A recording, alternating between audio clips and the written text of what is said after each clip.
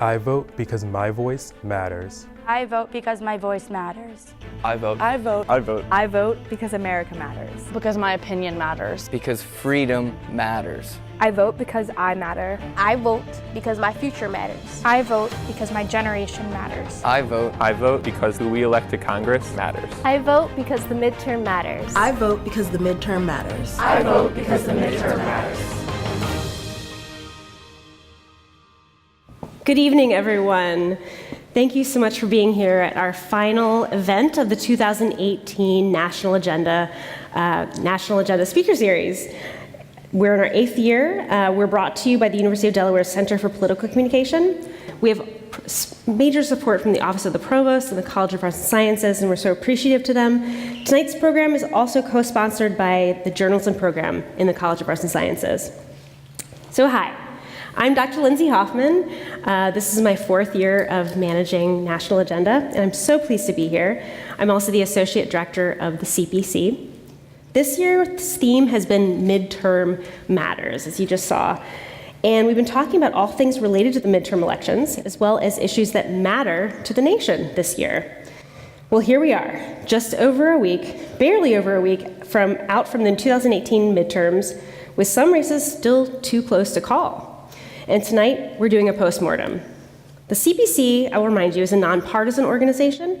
We've been proud to host speakers across the political spectrum, including a bipartisan talk with Joe Biden and John Kasich.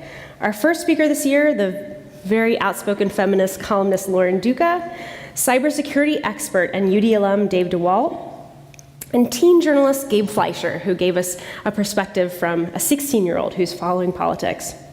Our most recent speaker was Ambria Allen, a writer for The Daily Show with Trevor Noah, and an up-and-coming comedian. You can find all of these podcasts, transcripts, and YouTube videos on our site at cpc.udel.edu. I'd like to remind our audience that the strength of our program, that I'm very proud of, is that we engage in civil dialogue, even when we disagree. We scour the current American dialogue to find folks from a variety of backgrounds, perspectives, and experiences. So even if we don't always agree with our speakers and each other, let's agree to be candid and courteous. If you appreciate these events, and I think you do, please sign up for the CPC email list out in the lobby before you leave, and consider supporting us so we can continue bringing such great programming. Just go to cpc.udel.edu/support.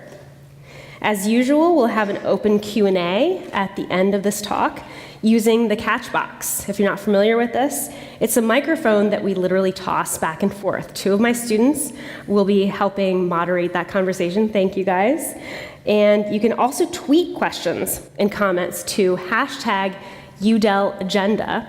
And one of my students will be looking at those tweets as well and sending them to me on stage. So without further ado, that's a lot of introduction, I get it. But tonight, we have 2 incredible speakers, Pulitzer Prize-winning journalists from the Washington Post, who have been there for nearly 30 years and more than 30 years. They've seen it all.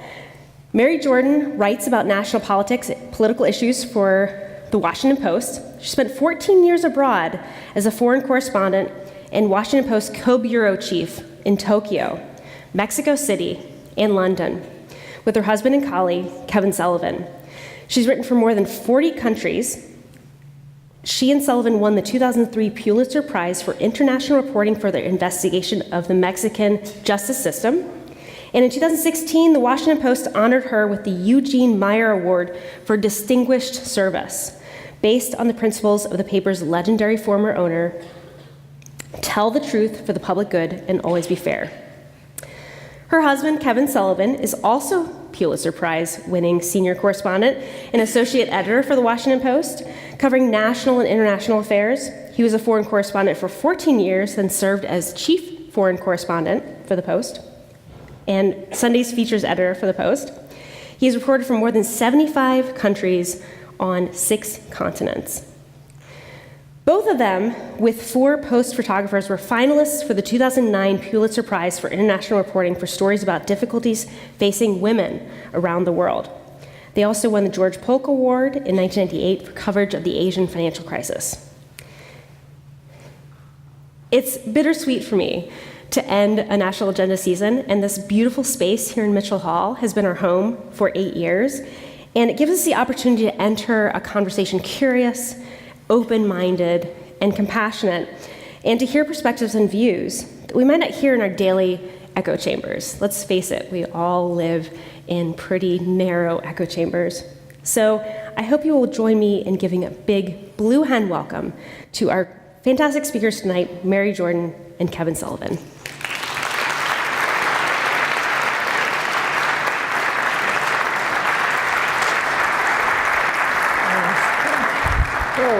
Mary? Over here? Yeah. We're already messing it up. Thank you. Whoa. No worries. Thanks for coming out tonight. Yeah, this is a great crowd. Thank you for being here. So I have so many questions for you guys, and we've had such a great day. The speakers get to meet with our students in the National Agenda course, as well as others at dinner, and it's been such a fantastic day. But I know you've prepared some opening remarks, so let's get this conversation started. Who would like to begin? Well, Who's the boss? I guess there's no... We were talking about when we were posted together as husband and wife in Japan. We were posted as co-bureau chiefs, but everywhere we went in Japan, people would say, well, who is number one? Who is number one? And that was a concept that didn't quite work over there. But I'm going to just start because... Because you were number one. Because we just celebrated our 25th wedding anniversary. And we've written a couple books together as well. And people think that that's the most miraculous thing ever. It was just Mary's birthday, too.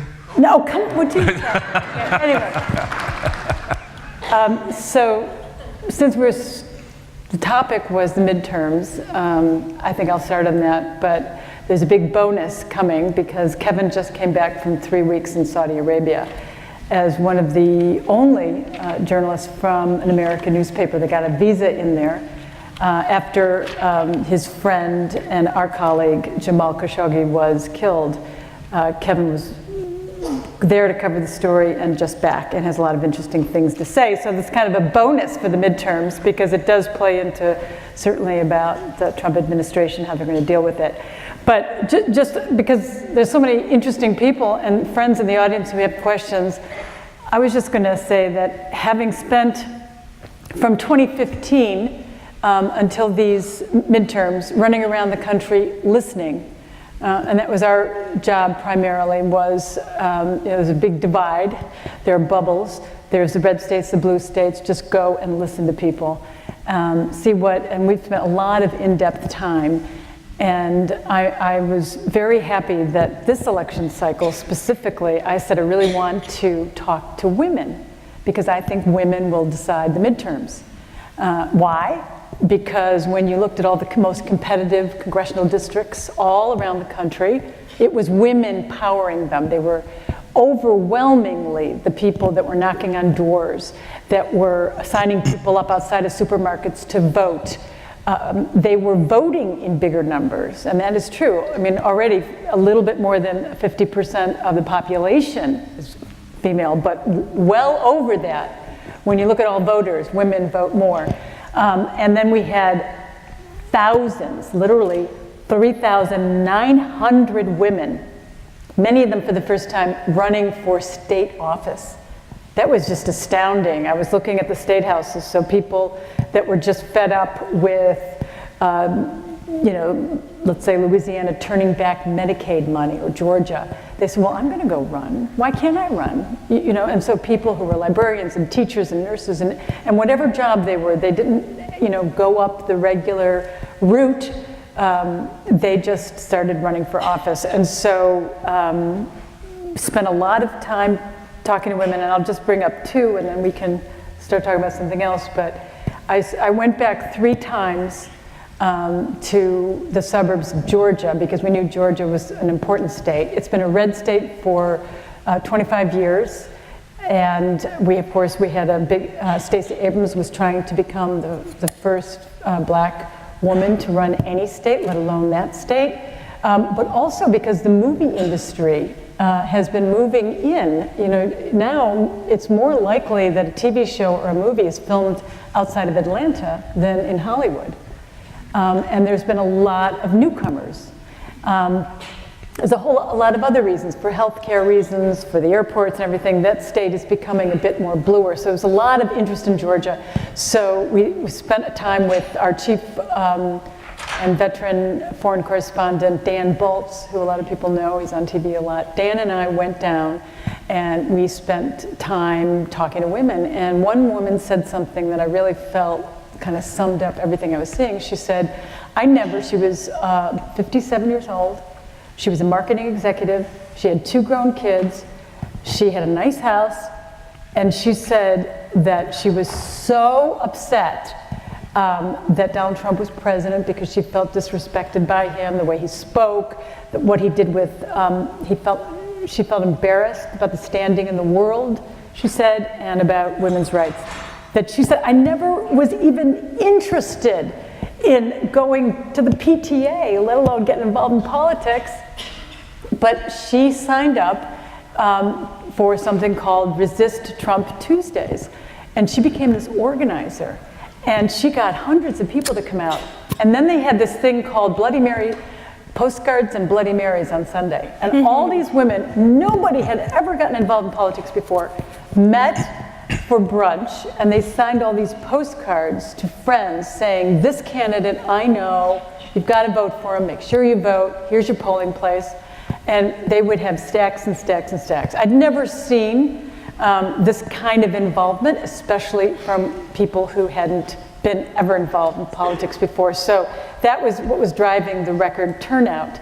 Now, a few miles from that woman, who was newly energized, was this very, very lovely former AP government teacher. She was retired.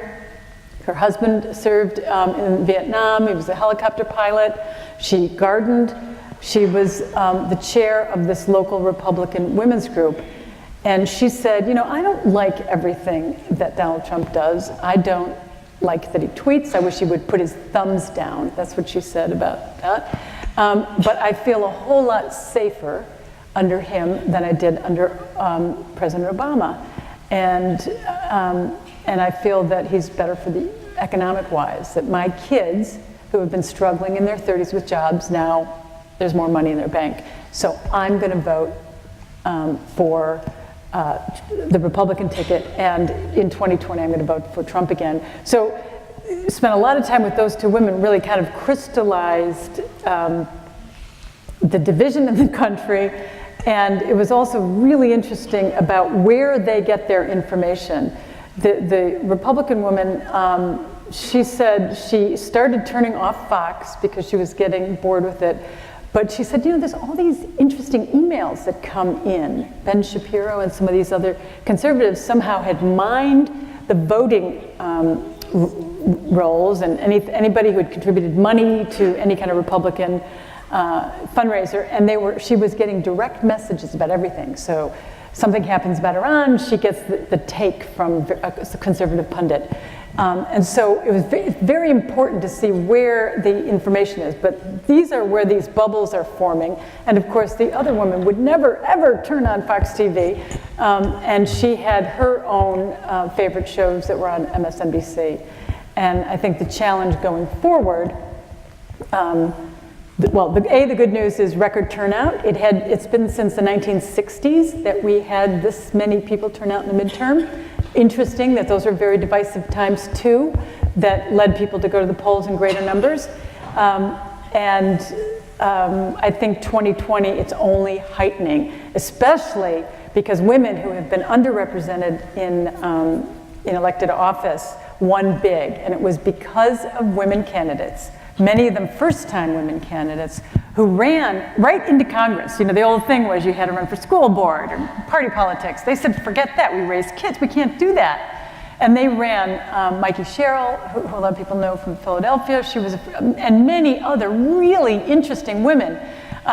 They came at it. There was a nuclear engineer, a nurse, military veterans, the widest variety. But again, it was women that powered for the Democrats to take over of the House. And I think you're going to see more and more women, because now they're even more energized for 2020. Well, and we'll talk more about women in the midterms, both as voters and candidates. But let's toss it to Kevin. What are some introductory thoughts from you? Well, as Mary said, I had a really weird vantage point for the midterms this year. I watched it from Riyadh. Jamal Khashoggi was somebody I knew. He was a friend of mine. I've been going to Saudi Arabia. I think the first time I went was 1989. And he was the kind of guy who foreign correspondents would always go to. He was sort of the oracle. You'd always make a pilgrimage to go see him because he was connected. He knew the royal family. He swam in those waters. He could explain to you what was going on in a way that was very relatable, and it was very helpful, and I learned a lot from him. So. Well, and I don't want to interrupt, but for those folks who don't know who he was, could you describe him? I'm sorry, Jamal Khashoggi is a journalist. He was an opinion writer for the Washington Post who was killed recently in the Saudi consulate in Istanbul. It's a little complicated, but he was a dissident. He was an exile. He was a Saudi journalist who was kind of in self-exile in the United States.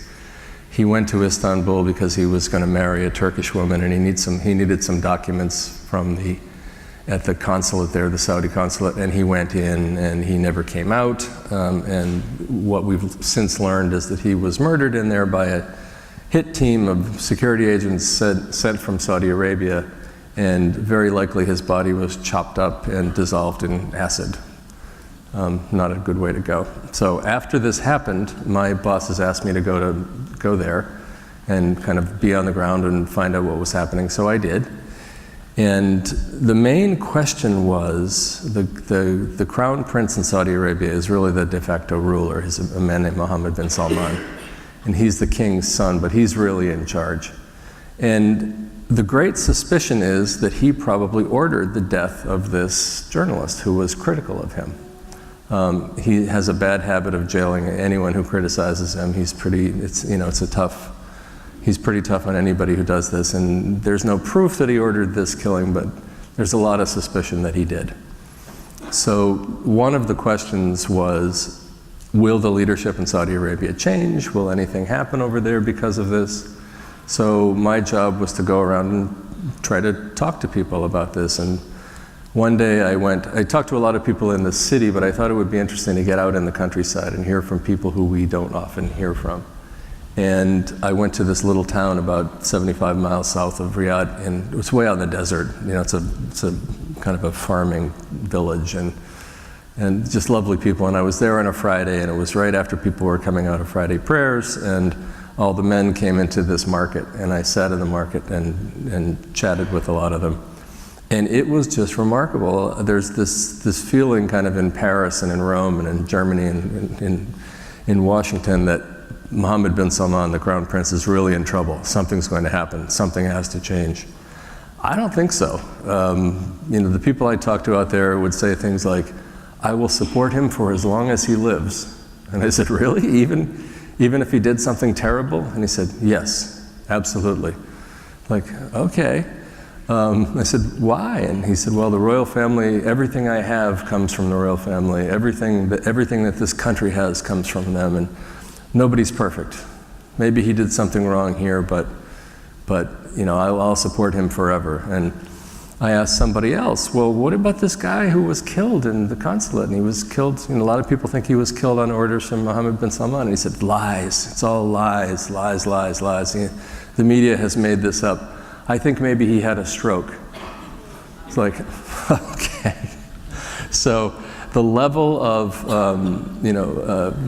loyalty to the royal family that I found there was really remarkable. And now obviously people aren't going to say out loud to a foreign journalist that they think the guy's a schmuck and he needs to go.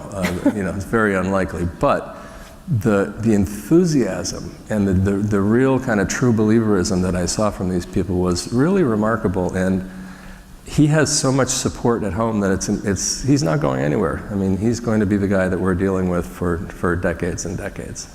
Because he's what, 30? He's 33 years old. Mm-hmm. So I do want to talk about Khashoggi and about women. What interesting lives these two people lead. But I wanted to start with something a little bit more lighthearted. You guys did a really interesting story about the Carters recently, and Jimmy Carter and his wife. You spent a lot of time with them in that small town in Georgia, and this, as we learned earlier today, this article went viral around the world. I don't know if any of you guys have read this article about Jimmy and Rosalind Carter, but can you tell us a little about, Caitlin had a question, can you tell us a little bit about the process of writing this piece, how much time you spent with them, and sort of what was your big takeaway from, this is a picture of them holding hands. Well, the sad fact is that you can spend months on a piece, and it was hard to write, it was hard to report, and it goes on the front page, and then no one reads it.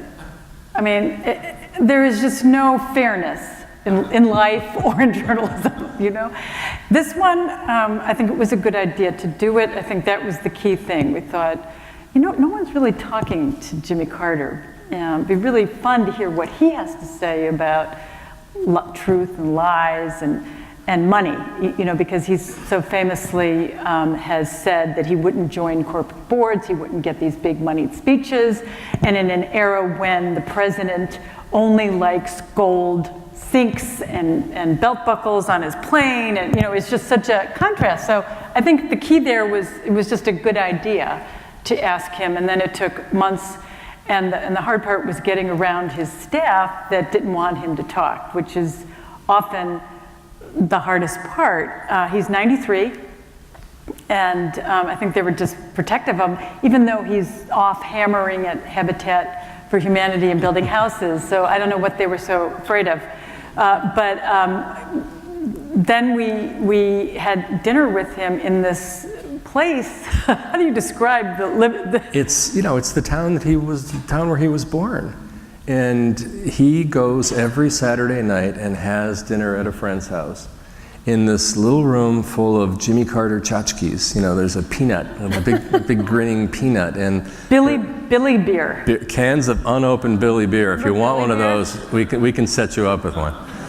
And old campaign posters, and it's this throwback to 1976. And there's so many things on the wall. It's like your great grandmother's house. I mean, it's like there's so much stuff going on. And he eats off a paper plate, and he walks from his house to this house, and he says hello to everyone along the way. And there are several Secret Service people following him, and as they hold hands.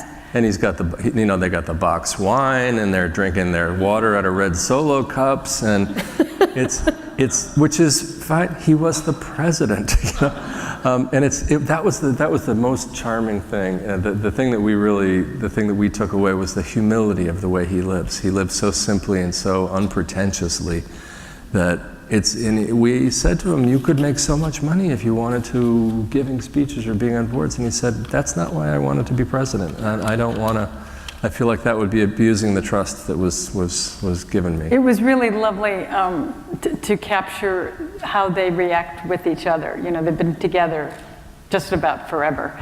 And they finish each other's sentences, and they kid each other, and they hold hands. And it's very clear, and they helped build the house they're in the 60s.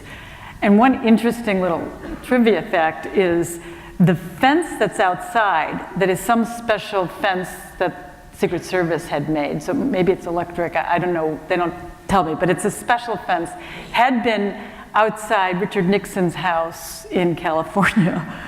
And I guess it's such a special fence that they moved it to Plains, Georgia. Nixon didn't need it anymore. So and I just thought that was interesting. And they, anyway, we walked down. They're really into exercise, even at this age. They exercise a lot. And they walk a mile a day. He swims, she exercises, and they were walking down the street, and they have several acres around this house that they built. Very, very modest house. Little kitchen. And a cooler, like a cooler that you and I would bring to a picnic, right? With a little presidential seal on it, next to the refrigerator, because he doesn't want to waste any leftovers. So he puts these leftovers, like if they have too much food, in this cooler, in this small kitchen that my kitchen's nicer than their kitchen. In Roseland, we're there, and Roseland, there's a pile of junk, on the couch, and it's like old-fashioned school book bags, and they're old and crummy. And she said, "You want one of these? I just took them down from the attic, and I don't know what to do with them. I guess I'm going to donate them, but if you want one, you can have one." It's like, well, no, thank you, Mrs. Carter. We felt like we couldn't take it. We're dying to get one, but we just thought, oh, we shouldn't do that. So we wrote this story, and it went absolutely nuts online. And why do you think that was? Well, I mean, people told us why. People said, "Thank you. I needed to have my faith in humanity restored a little bit. I don't like the way the world is going right now, and you've reminded me. You've shown us someone who's, so humble and such a good, decent person that it's inspiring." And you can. I think it was also a nice love story, and the message was truth matters, and you can be humble. You don't have to be a braggart. The BBC was fascinated by this, and they had us on and to talk about this, and they said, "Why do you think the story was so popular?" And I said, it was like we put the whole country to bed and gave them a cup of warm milk, I think we do need more stories like that, right? We need more positive stories like that. Well, speaking of positive stories, I'm going to go back to the Khashoggi incident. Not a positive story. My students this semester have been, as many of you, I imagine, exhausted by the news cycle and upset by so many of the negative things that are happening. But this is one kind of odd title, and I'll, if you can see it, it says the WWE wrestlers rumble in Saudi stadium, defying calls for boycott of Khashoggi killing. I was hoping you could explain this a little bit. It's absolutely inexplicable. You were in Riyadh for 3 weeks and just came back less than a week ago. So right. We're very pleased that you were able to be here. But me too. Give us some idea of what this was like to be over there and what you learned while you were there. About the WWE, or? Well, that too. Well, there was a lot after the killing. There was a lot of talk about boycotting events in Saudi Arabia. There was a big investment conference that happened the week after he was killed, and a lot of people didn't go in protest. The WWE decided they were going, and I think they took their cue from President Trump, who basically said, "Yeah, this is a terrible thing and we have to do something about it, but they're a great close ally of ours. They buy a lot of weapons. We're not going to scuttle our whole relationship over this one thing." And by the way, the World Wrestling, the WWE, is owned and run by a Trump friend, the McMahon family, and Linda McMahon is the head of the Small Business Association, and maybe even getting a bigger job in the Trump administration, and they have made hundreds of millions of dollars on the WWE. So they were going. Yeah. Okay. Sorry. And this is a big bucks thing, because this same crown prince that we're talking about has done a lot of good things, and he allowed women to drive, which has never happened there before. He allowed cinemas, movie theaters for the first time. The first time since 1978 or something, but. And he's opened up a lot of space for entertainment. So WWE, you all know what it is, right? It's that, the camp wrestling that you see on TV which is inexplicably popular. Yeah. Right? I mean, they fake wrestle, they wear no clothes, they make up these characters, they throw each other at each other, wrestle to the ground, and people pay a lot of money to watch that. You don't think The Undertaker is a real name? Is his real name? This is the character, this Undertaker. Anyway, okay.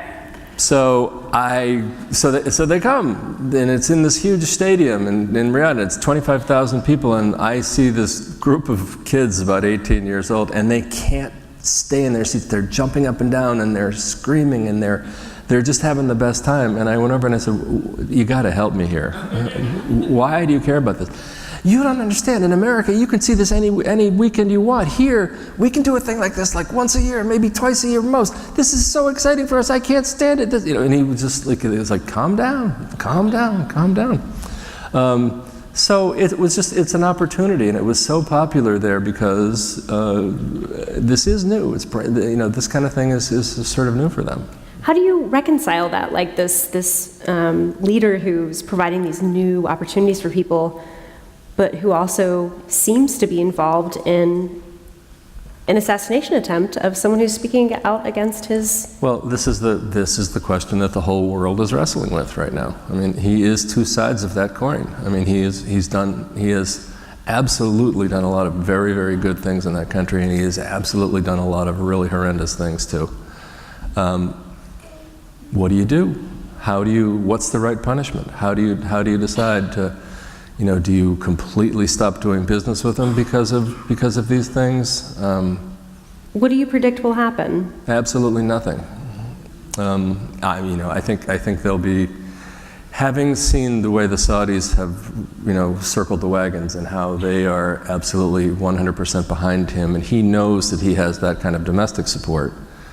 I think they will probably do a few cosmetic things. Maybe they'll change the foreign minister. Maybe they'll do something else that kind of shows adult supervision over the Crown Prince a little bit. But I think in the long run, they think he's the future of the monarchy, and they're not going to let this get in the way of that.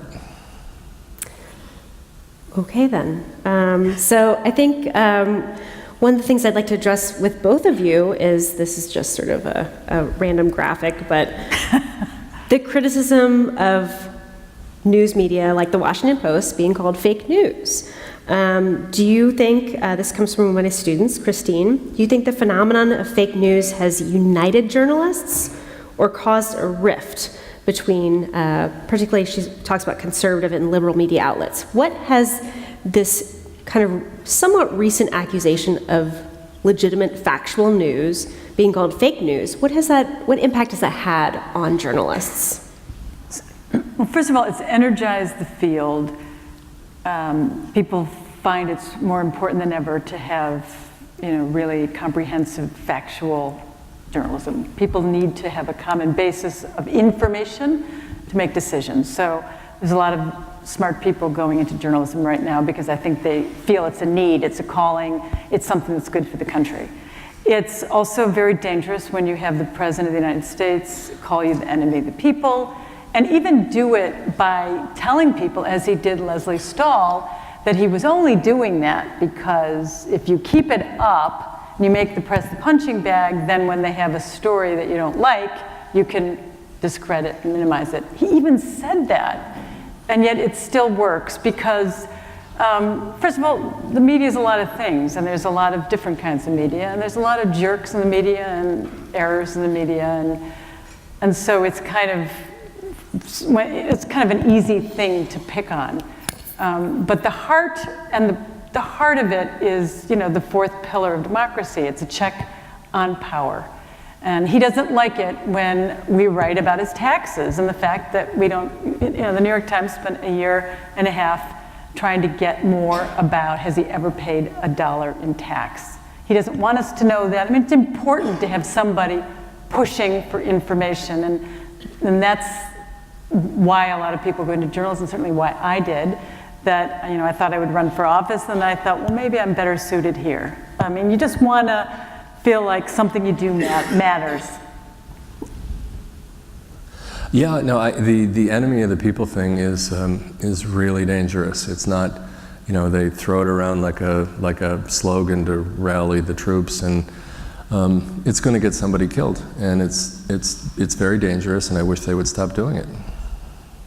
It's, I've gone to these Trump rallies, and it's quite something when the President of the United States tells 10,000 people in this, room where he's playing this music and, talking about that he's going to have the wall up and lock her up, and he's really, really good at amping up a crowd. And then he'll say, and turn around and yell at everyone, look at these media, they make it up, they don't, and literally 10,000 people will start screaming at the media. And he doesn't want people with press credentials talking to people. He wants them in this pen. And it's not a good feeling. And, I think that it is dangerous, and it's probably more dangerous for journalists who live abroad. We spend a lot of time living abroad, and we know how hard it is for other countries, like now in the Philippines and in other, people who we just saw in Saudi Arabia, that they're like, well, the President of the United States says we're the enemy of the people, you're the enemy of the people, and then they knock them off, kill them. And right now we have more dead journalists around the world than we have had in a very, very long time. I spent some time in Europe recently with Steve Bannon. I was writing about what he's trying to do over there, and I had this conversation with one of his close aides, about the enemy of the people thing, and he said, you don't get it. You've been putting a target on my head for years, so if we put a target on your head, I don't care. And it's like, there's just this misunderstanding between, legitimate news coverage of somebody that he might not like and actually inciting violence against people who are just trying to do their jobs. Is this moment different from any moment you've experienced in your careers? Absolutely. I mean, this moment is different. I think everyone in this room would say that this moment in the life of the United States is like nothing we've ever seen. As a journalist, what makes it so different? Do you feel scared? Do you feel threatened? No, I don't. I think, they call us names, and yeah, it's a rough moment.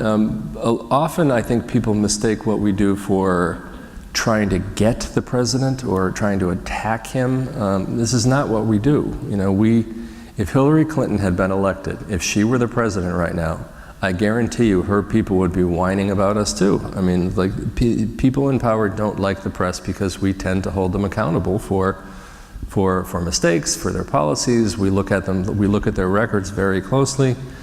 Hillary wouldn't have liked us either. So, as I say this all the time, but our boss was once asked, Marty Barron, who's a fantastic editor. I think he's sort of the voice of journalism for this generation. He's really become kind of a great spokesman for our business. He was asked, someone said to him, Trump says he's at war with the press. Are you at war with the president? And Marty said, we are not at war, we are at work. This is what we do. I think why it's so different is often in a 10-minute speech, the president will say 15 things that are not true.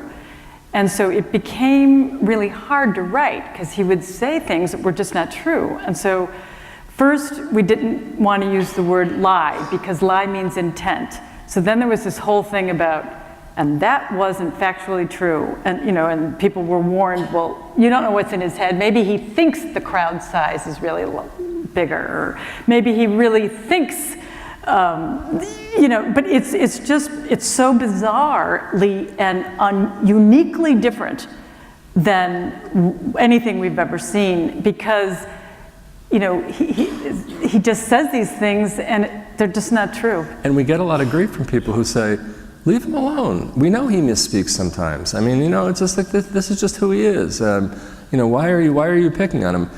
And so we're left with the question, well, what do we do when the president says things that aren't true? Are we supposed to just cover those on Tuesdays and Thursdays and let him get away with it the rest of the time? It is our job when the president of the United States says something that is incorrect, especially when it's a lie, when there clearly is intent, and there have been cases when that's pretty obvious. It's our job to point that out, and it's not picking on the president. It's not having an agenda. It's just doing what we're supposed to do. One of the things that's constant is there's no president that's ever done more for the average American than anybody except for me. He'll start something like that and we're like, and then we all start going, well, wait a minute, the tax cut hasn't really helped the average American. Anyway, it has become very antagonistic, and at some point we are just trying to figure out how to get the best information to the most people. Well, and we have a wonderful mixed audience here of community members and faculty members and staff, but what's your message to students? I think my experience with my students is they don't know where to turn. They don't know what is news. They don't know what is factual. They don't know what is opinion. What's your advice to them for how to understand what's happening in the world today? A wide variety of sources. Stay away from cable TV is my personal thing. I think that it's important to get out of your own bubble. We have spent a particular amount of time trying to I mean, I have listened to Rush Limbaugh more than anyone I think I know, because every time I land in a place, I listen to the number 1 or number 2 or number 3 radio stations, which I think is an underestimated power in America. Sometimes, like in Iowa, the noontime radio show in Iowa is more influential than just about anything, because they talk about the weather for the farmers, they talk about the soy prices, and then they give commentary on politics. So it's very important that, you know, when I land there, I listen to what's the take on everything, and really have learned a lot by conservative radio is a powerful, powerful force in America, and there's no counterbalance to it, because, you know, in some of these places it is just gospel. So anything happens, they are the filter through it. And so I see how these bubbles have developed. You know, liberals are only listening to Rachel Maddow, and down here they're only listening to Sean Hannity. And my advice and my hope is that these bubbles, as soon as the bubbles break down, there's a lot of, like, I have listened to more people that love Donald Trump, and they're nice people, and they have really smart, they have good points, and everybody's just got to start listening to each other. And the young you know, this generation rising is the best educated generation we've ever had. And I think they can really change, you guys can really change things. And I think you should, don't let the world happen to you. Get out there and happen to the world, you know? I mean, change the things that you see that you want to change. You know, we were talking today about someone who was trying to get in, wondering whether he should get into TV news because it's such a mess. And the answer is yes, get into TV news and fix it. You know, we have created this mess, and you guys need to fix it for us, please. All right, well, let's finally get to the midterms. It feels like ages ago, but this was just last week. This slide comes from the Wall Street Journal, also from the Center for Women in American Women in American Politics out of Rutgers University. So I'll explain it to you a little bit, but the yellow spots on this map show that vote totals in the midterms reached presidential race levels. That, to me, is unprecedented. Like you were saying, this is a new thing. Trump visited 4 times to Montana. He helped push voters to the polls. Turnout patterns suggest that many of those voters were Democrats. 15 counties in Montana surpassed 2016 voting rates. Same thing in Texas. 8 counties in Texas produced more votes in 2016, largely in metro areas that favored Democrats, and 8 counties in Georgia. Different story, most of those were in favor of the GOP candidate for governor. What were the dynamics here that led to this change in voting patterns in a midterm that just defied all expectations? Donald Trump. I mean, he's the great motivator, right? People love him and they want to get out and vote, and people hate him and they want to get out and vote, don't you think? I mean, I think that's the primary driving force here. He's made so many people so insane that they feel like they have to get out and run for something. And he has so motivated other people that they want to get out and make sure that all those crazy Democrats don't ruin it. There's been a lot of talk about why the Democrats don't feel like there was such a big win, because they actually did take the House. The stunning visual of the incoming, the 36 new members of the House. There so many are women, so many are people of color. One wears a hijab. There's the first Native Americans, the first Muslim. You know, it's just this amazing kind of copy of America. And then on the Republican side, overwhelmingly 30 white guys and a white woman. Right. So the visual there is very interesting. So why aren't Democrats happy about this? They took the House, they have all these new faces, younger. There were 2 people who were 29 years old elected to Congress, a couple in the young 30s. I mean, you know, again, why not? Well, it's because there's no clear person for 2020. And so they're coming out of this with no springboard. And also, a lot of the people coming in don't agree with each other. There's very left, there's very centrist Democrats. So I think that's one of the things that everybody's talking about right now is, okay, we just did this in terms like what's next. It isn't even who is going to be the person, it's going to be what kind of a person, right? I mean, which wing of the party are they going to represent? Yeah. Fun times for the next couple of years. Well, I misspoke earlier. I did have a graphic from the Center for Women in American Politics out of Rutgers. It's this one, actually. And this question's for Mary. It was a historic year for female candidates, and you talked about diversity. But according to 538, 256 women were candidates for U.S. House. And as of November 13th, 114 have won. And the 116th Congress will see the largest class of female lawmakers ever. What do you think will be the legacy of the 116th Congress now that it has this momentous large number of women? So there's two ways to look at this, right? 3 out of 4 people in the new Congress, so are men. 3 out of 4 still. So we haven't even cracked, the women haven't even cracked 25% yet. On the other hand, it's historic highs. And before last Tuesday, there were the record number of women out of 435 members was 84. Now it's jumped to 107. I think there's still, amazingly, I think there's still a race out or two that are not decided. So that's a big jump. So yes, it's good news, but yes, Mexico has more people in their Congress than we do. And I think 75 other countries. So it is kind of interesting that for an advanced country, a rich country with half of women are going to college, and where are the women leaders? And so I think that's a super interesting question going forward. But what I'm seeing in the pipeline, what's going on at the state level, 9 women now are governors. That is huge. Critically, they're in interesting states. The woman who won Michigan, eyes on her. People are starting to look at that because for presidential candidates, often that you springboard from governorships. You know, people that can win in the Midwest are always, especially in a divided time, you know, a lot of people looking there. So kind of a moderate woman in a Midwest state, you know, it'll be very interesting because I think right now there is a feeling that the Democratic ticket needs a woman at least on part of that ticket. I agree. All right, well, I have a few more questions and then we're going to get to the audience.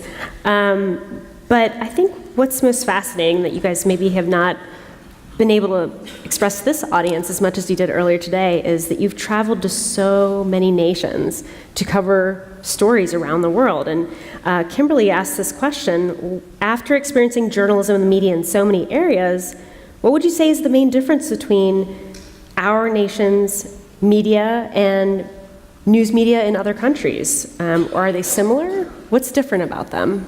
I think we take for granted here a press that tries to be neutral, objective, fair, whatever word you want to use. Like there are a lot of us who, like the Washington Post, New York Times, Wall Street Journal, who try to do, the kind of classic traditional journalism that doesn't take sides.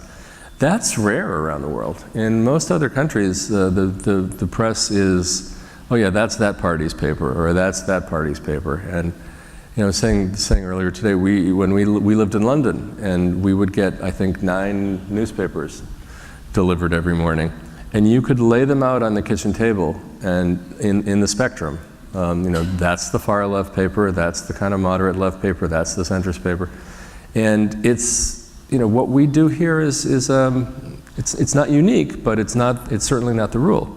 So I think that's the main thing for me is that we bring a lot of journalists in from around the world and try to train them in the way that we do things here, which isn't perfect by any means, but it's tough. It's tough to do because there's a lot of pressure on journalists all over the world. We spent 5 years in Mexico, and we wrote a lot about the justice system, drug cartels, injustice, prisons.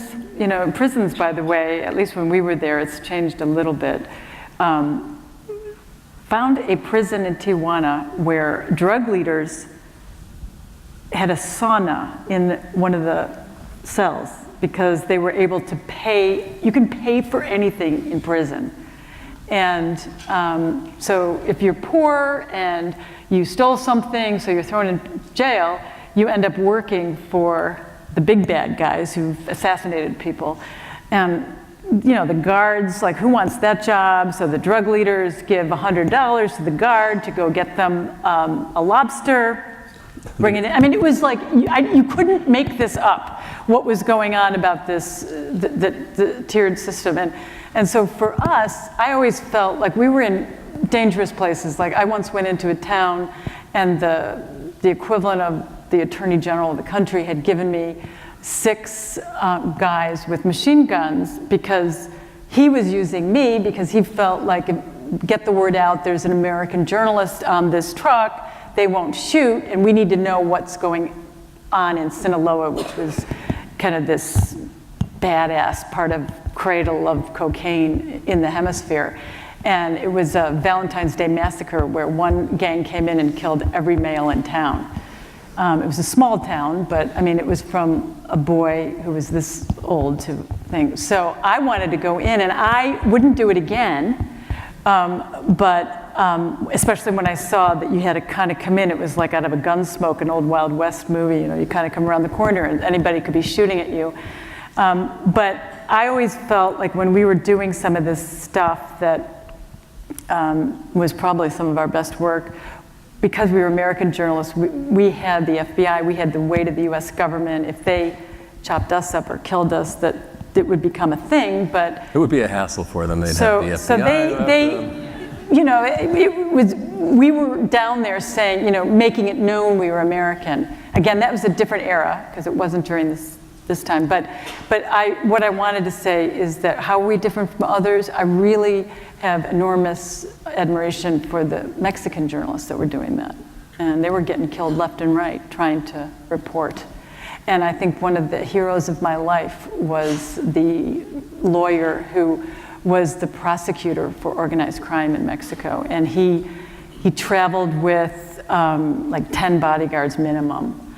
And they needed somebody. Nobody wanted to prosecute these guys in court, right? And he did it, and ultimately, he lived kind of in a cave because he knew they wanted to get him. And ultimately, he got on a plane that blew up. They blew up the plane he was in. But both journalists who are also just trying to find the truth and stop the killing and try to get their country back, they have it harder.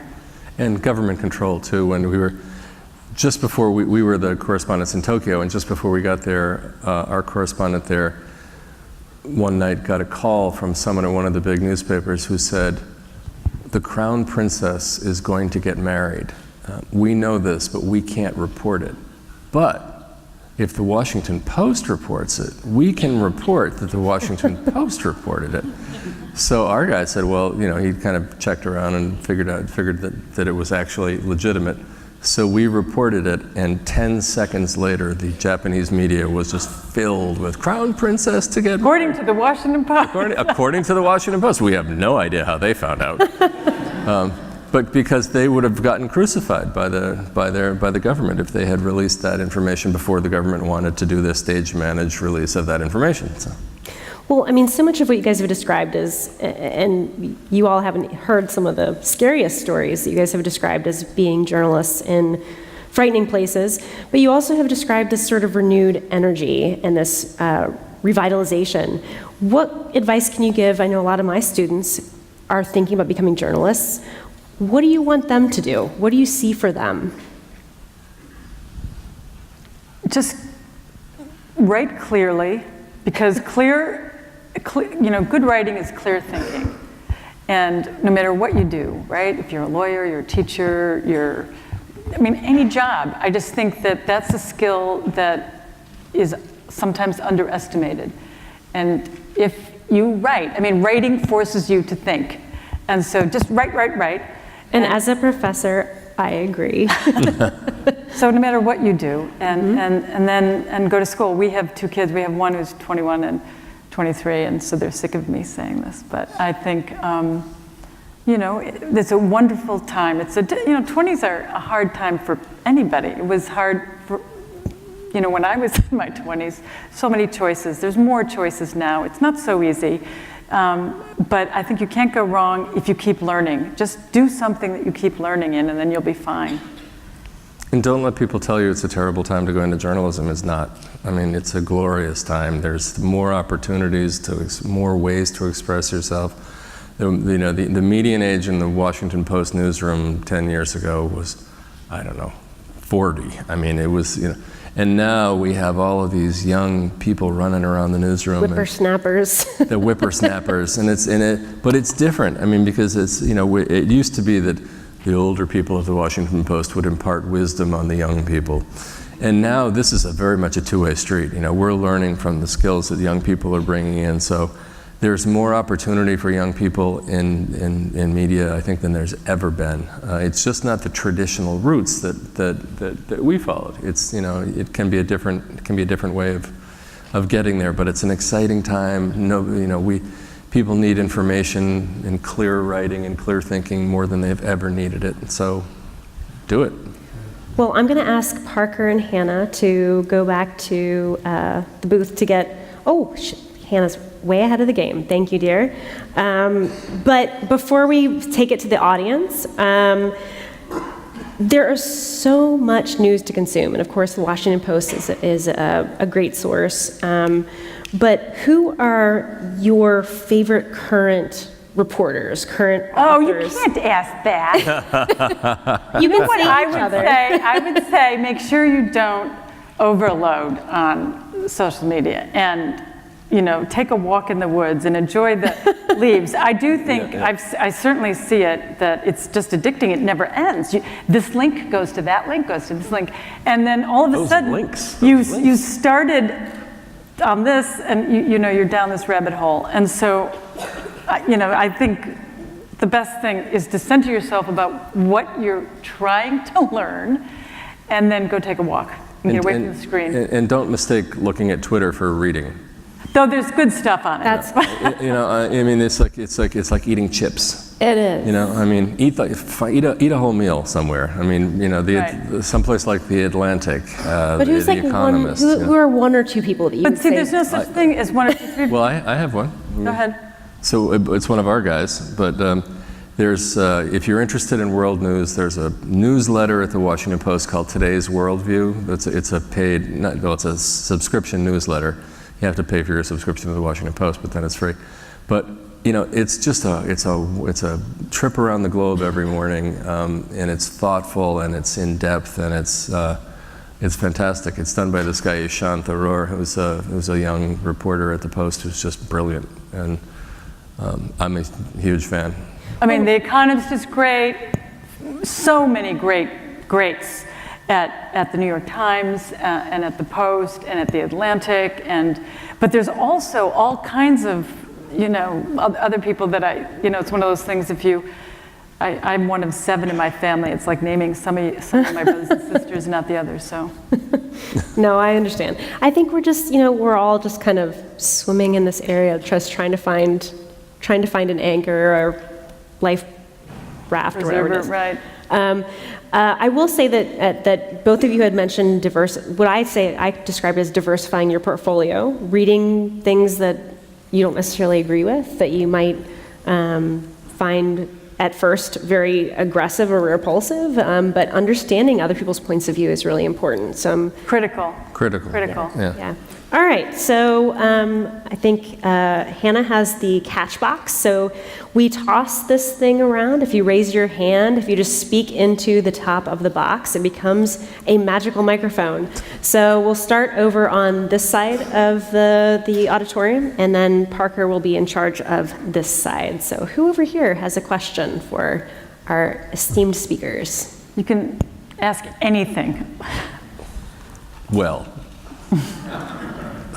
It works. It works. So I know you were talking earlier about the whole idea of thought bubbles and how people kind of get stuck in their own intellectual circles.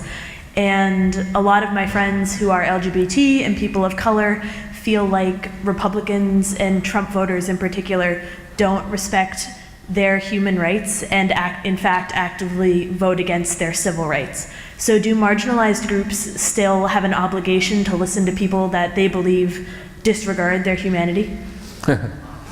Well, that's a great question. The answer is yeah. I mean, I think that. Well, it depends on listen. It depends. It depends on who it is. I mean, if someone's out there screaming, horrendous things about your whatever group it is that you're in, I mean, no, you don't have to pay attention to that. But I think, just generally speaking, there are other people who are on that side of the political aisle who are more thoughtful, and who may have disagree on more policy questions, less, and less on identity question. But if you're only listening to the people who you agree with all day long, you're never going to understand. We're in this terrible situation in this country. And likewise, for those people, once they see, you're lesbian, you're gay, once they come in contact, well, I didn't mean you, when people are together, somehow all the demons and all the hate. I mean, it's right. Just like an anonymous, we get notes from somebody who you write something and they say unbelievably mean, horrible, nasty, gross things. And then I write back and I say, wow, that wasn't very nice, or something, and then they're like, oh, I'm so sorry. It's like you're not a person, right? And then, so I often try to engage the worst because I want them to know that we are people. And they generally and it's just amazing how, so in that sense. You get an email saying, oh, I'm so sorry, I didn't mean to offend you. It's like, you didn't mean to offend me? Right. I mean, literally, I hope you choke. Yeah, you hope it's just crazy. We have people saying we hope your children die. Yeah, no, people are, I don't know what that is, but I think the closer you get, and what are you talking, that it is better for them. But back to, but no, you don't have to listen to people who are insulting you and demeaning you. But I do think that generally speaking, we have to try to bridge the divide we have in this country, or we're in big trouble. This is a huge issue right now. So if you're in Washington, it's overwhelmingly a Democratic place, right? The district. But right now, the Trump administration is physically located there. And a lot of the young people in the administration are talking about nobody will date them. And there's this one area town, the Wharf, where certain restaurants are less hostile than others when they see that they have the staffer tags. And then Sarah Sanders went into a restaurant and people booed her out, and so people feel like they can't even go into restaurants, and is that really what you want to do? Is that there's a big debate, and some people say, I can't stand it, we have to stand up. Even Hillary Clinton, which was interesting the other day, said basically playing nice hasn't worked, maybe we have to up the game. Something, she didn't play it exactly like that, but this is a real debate about how to protest. And what's fair game? I mean, if someone, it's like, well, he's disgusting. He says he stands for horrible things. So if I see him out eating breakfast with his kids, I'm going to go over and spit at him. It's really pretty tense right now.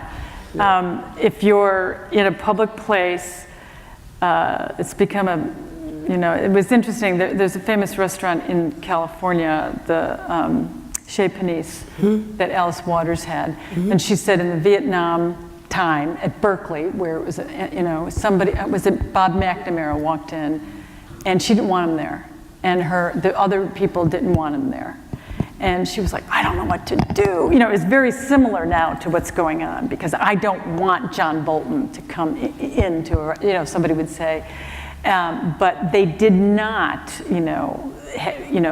use phones to summon a bunch of crowds shouting at them like now. I mean, the whole social media thing where you can summon instant protesters has changed. But Alice Waters was saying that she was asked by someone because he was a dignitary to go over to the table and greet him, and she said she just couldn't. But that's very different than summoning a crowd. Like there's a what she called the more silent, dignified way to make your objections known.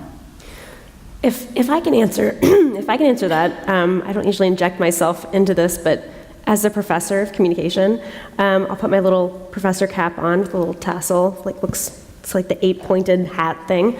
I'll put that hat on, and I think what I've been telling my students about, and hopefully they can maybe talk about this, is a couple of books. One is a book by Jonathan Haidt on what makes good people divided by politics and religion. And it's a lot about understanding empathy and looking at people through and understanding that we're kind of all in the, it sounds cheesy, but you have to come from a place where like, we're all looking for truth. And what my students haven't read yet, I'm looking at some of my students in the front row here, is from Carl Sagan's The Demon-Haunted World. I don't know if you read this. It was a posthumous publication from this amazing astrophysicist who talked about, again, look at me, I'm getting totally academic, but he talked about how you can't convince someone who believes in horoscopes or alien abductions that they're just wrong because science doesn't prove that. You have to understand that they're approaching the world from a place where they're also trying to seek truth. We're all trying to figure out what the hell it is we're doing here.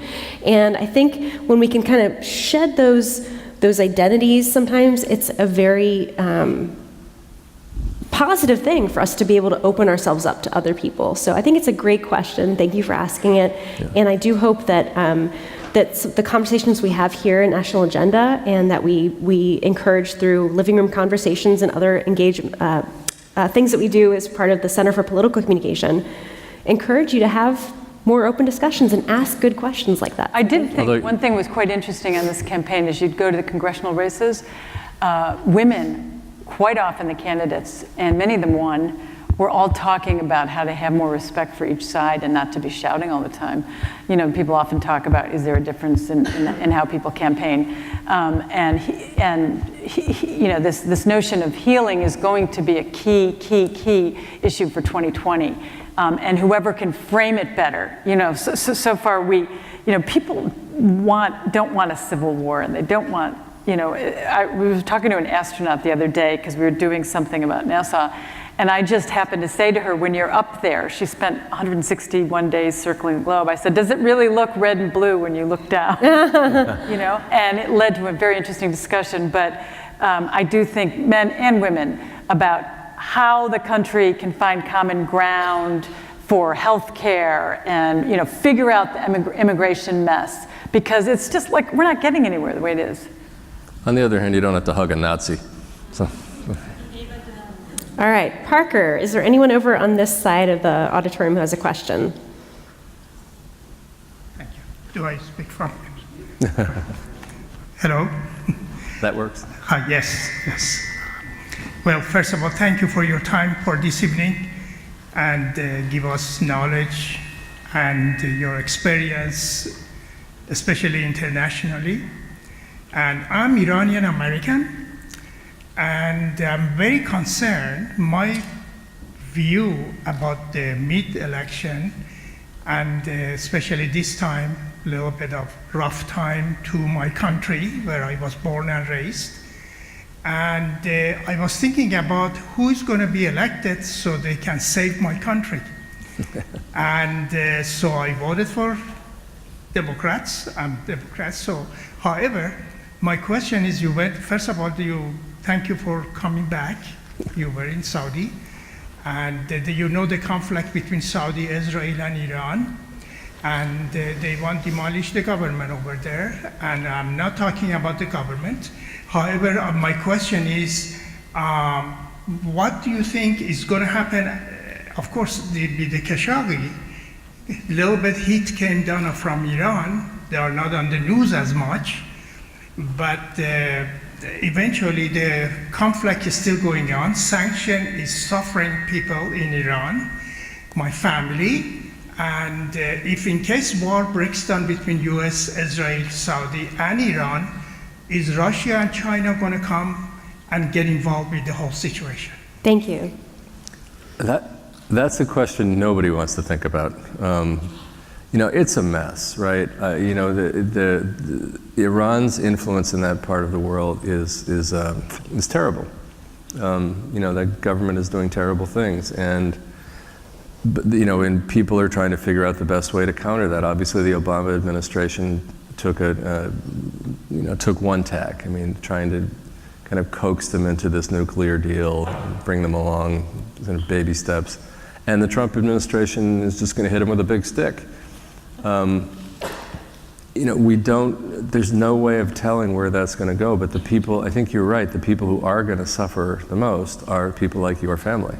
The sanctions sound like a good idea, but they seldom work out the way they're supposed to. I don't know. It's an impossible situation. That part of the world is,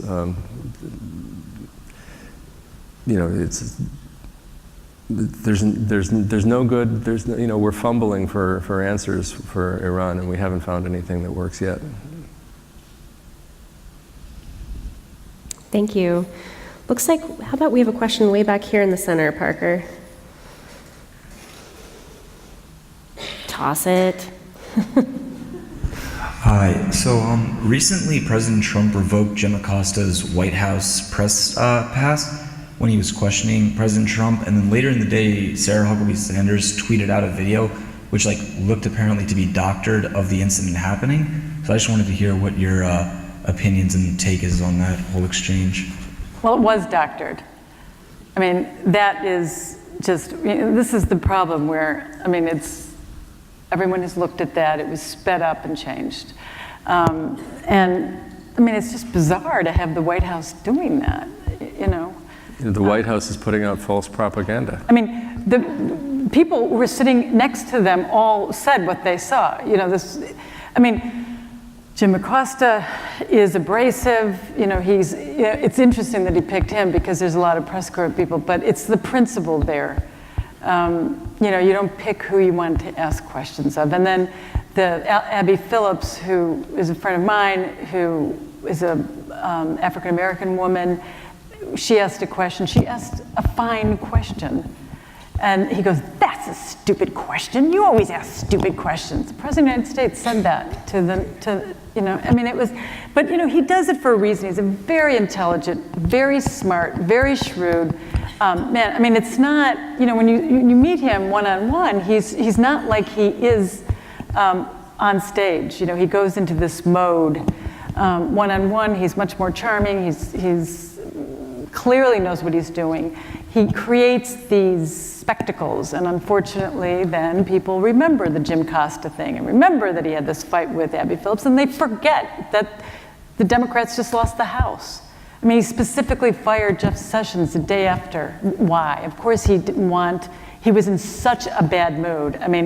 Josh Dawsey, who's one of the best reporters in America, he's 27 or 28 years old, he's one of our White House reporters, wrote this phenomenal story. He knows everybody.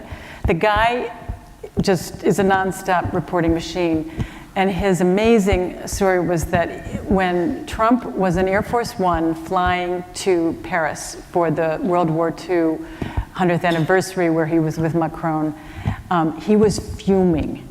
He was so mad. He was in a bad mood because he had done all the rallies and he had lost a lot of key places, and he doesn't like losing. I don't like losing. And he was grousing, and everyone around him. And this is all from this report, Josh Dawsey, who's written this. It was in today's paper. And Theresa May called. I think it's interesting that she can call and he answers on Air Force One. I can't use my cell phone. But anyway, so she gets, the call comes in, and she called to, according to both the British side and the American side that were briefed on the call or were either listening, said that she called to congratulate him for winning, for the election, because they had won the Senate. But he was in a foul mood, and so we started yelling at her. And the British aides were so shocked at the tone. He's like, "You don't know what you're doing with Brexit. I hate your trade deals." And he just, because when he gets mad, he gets, and then he started firing people, and then he, it was, he called it 5 days of fury, that he really does get into these. And then he got really upset because he's very good at managing the news, which says bad things for we who don't want to be managed. But one thing he didn't manage well was, it's still unclear to me exactly, I don't think he slept on the flight going over. He was upset about the midterms. He has this thing about not sleeping in his own bed. He hates not sleeping in his own bed. So on the campaign trail, it was always very interesting that he didn't want to go out west because he wanted to use his plane, go there, do the rally. He doesn't need that much sleep, and fly back and sleep in his own bed. It's kind of like a thing, which is hard when you're the president, because anyway, so he goes to Paris. I don't think he was sleeping. And even for a guy who has enormous energy, I mean, 1 o'clock in the morning, he's still talking. He was tired. Then it started raining, and the news report, and so there was apparently, one of the Secret Service people said there's fog and it's raining. I don't like the idea of this helicopter ride to where they were going. And I think maybe a combination of bad mood, no sleep. They were telling him it could be dangerous. A friend of his died in the helicopter crash. He decided not to go. And that was after Macron gave the speech where it looked like Macron was making fun of him. And so should he show up, should he not show up? And then there were people that said he was worried about his hair because he like hates, like often he'll be out there and he's like consumed by his hair. He's got it flips up in the back if there's wind, and he's got a lot going on there. And he's really vain about it. I mean, I had no idea. Yeah. Anyway, so the rain. This was just a few days ago. So so he doesn't go, and then all of the news reports in Europe was all these other leaders had gathered. It said, the president of the United States didn't go because it was raining. And then John Kerry said, oh, what about all the soldiers who died? It was World War I. Everybody started piling on, and then he got even madder about it. And anyway, it was. I don't know how I started all this, but I think it started with the Jim Acosta and he also setup video. And the ridiculous part is he loves reporters. Mm-hmm. I mean, he doesn't think Abby Phillip is stupid. He doesn't. I mean, during the campaign when he banned the Washington Post from going to his rallies, at the same time he did that, he was sitting for 40 hours of one-on-one interviews for a Washington Post staff-written biography that we were doing. So he would sit for an hour with a Washington Post reporter going through everything in his life and his career, and then he would go out and stand in front of the microphones and say the Washington Post is banned from my rallies. He knows what he's doing. He's very clever, and he knows that his base likes to see him beating up on reporters. It works right. Really well for him. That's what I was saying. He just creates these little things like with Acosta. But we crossed a weird line when the White House was putting on a doctored video. I mean, come on, where are we? We're the United States. We're not supposed to do that. It's not. I wonder if she even knew about it. It's not. This White House is run a little differently than anything we've seen, and they've had such high turnover and a lot of openings. So I don't know what happened. We know it was doctored, but we don't know, By whom? By whom? Yeah. All right, I think we have time for one more question before we wrap things up and thank our speakers for being here. Go over to this side again. Oh, great. Someone in the front row. Hi. Again, thank you for your time and coming to speak with us. I'm first generation here, going to college. A lot of my family members had not even graduated 5th grade. For me, is there any route that you can get into journalism, into reporting without college, because a lot of people in my household, they want to pursue these kinds of things, but there's simply no money for it. If you can write and you're curious and you're a good listener, it's not like my sister is a medical doctor, and you actually do need a medical degree to work at a hospital. Right. But it is, there's Peter Baker, who is a fantastic journalist at the New York Times, doesn't have, I don't think he finished college. Yeah. It's not like you just have to have the talent. My mentor in college, the guy who got me interested in journalism, was this great old guy, won a Pulitzer Prize. He never even went to college. But it's a different generation. Today, you're not going to get hired at any serious news organization without a college degree. But there are so many other routes to getting your stuff out there now. You can start your own thing, or you can work for an organization that has just a different way of looking at that. But So, You know, I mean, the answer is your chances of doing that today are 1,000,000 times better than they were 10 years ago.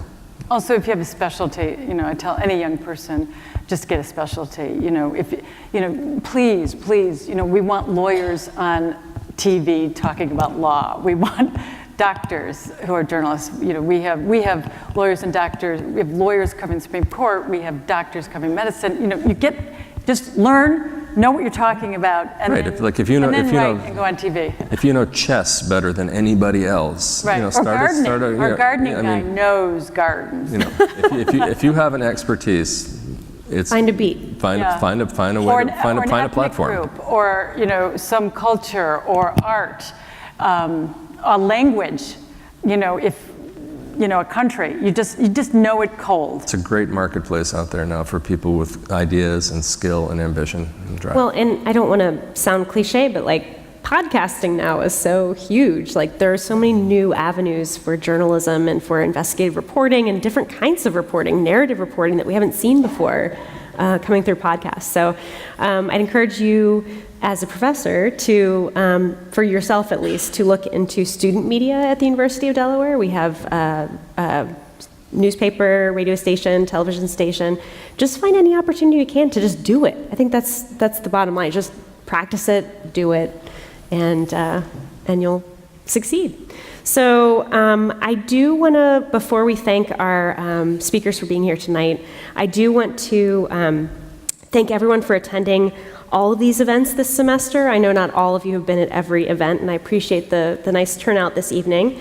I hope to see you next fall for our 9th season, which is amazing. We'll be doing a whole new national agenda. This will be in an off-election year, so we'll be covering a topic that is relevant to the University of Delaware campus, to the nation, to be determined. I'd also like to send a special thank you to, and I think he is here, to our former Dean of the College of Arts and Sciences, George Watson. Is he here? Thank you, George. I really just wanted to say thank you for being so supportive of our programming from the get-go.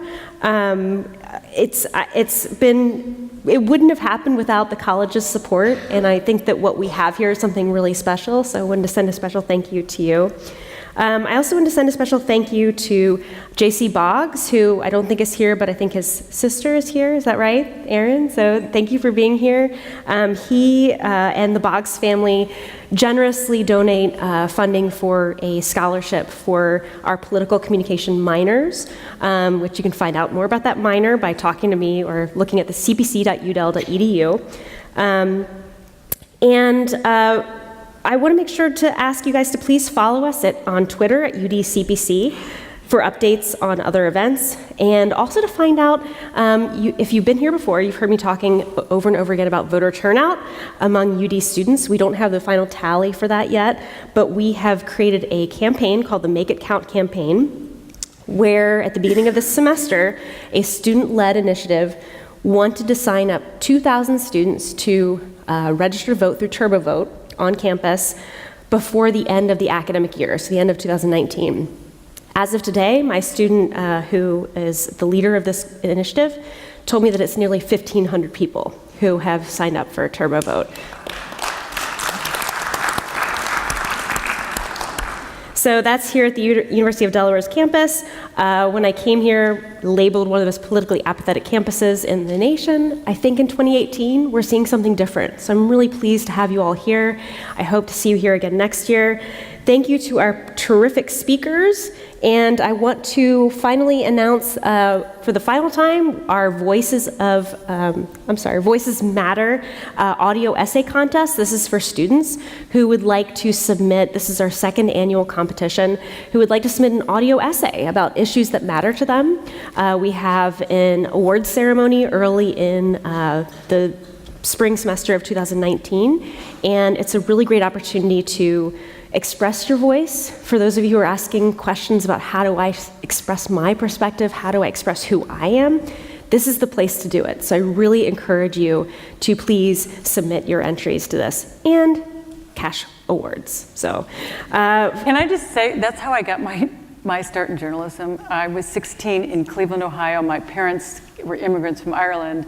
we each had to pay our own way through college, so money mattered. And on a bulletin board was something just like this. No. And it said, 4th of July topic, $500 for the winning essay, why I love America in X number of words. I thought, oh, I can do that, so $500, I mean, I worked at a drugstore. That was a lot of time making eggs at that counter in the drugstore. So I wrote this essay, and then I read the fine print. It said you had to go tape it. Like you had to write it and then record it. So I called up a radio station and I said, can I come in and record this thing? And I did, and then I sent it in, and I got a note back in the mail that said, you did a nice essay, but it was the topic from the year before. So the bulletin board note, was just out of date. But I got hired by the radio station. And I was 16. I left the drugstore, got to work at the radio station. Why did you love America? What did you say? I'm 16 years old. It was probably about immigration, since I was the daughter of an immigrant. But I loved that job, and I got to, it was NBN Radio, Nationality Broadcasting Network, 16 nationalities, 24 hours a day. Anyway, so then they would have, Cleveland has a lot of little Slovenia, Hungary, all these immigrants were there. And the mayor would come in because it was a targeted audience for some of the immigrant communities. And I got to ask them questions. So anyway, you should apply to this. Please. That's how you can get your start, okay? Thank you so much, everybody, for being here. I'll see you next year.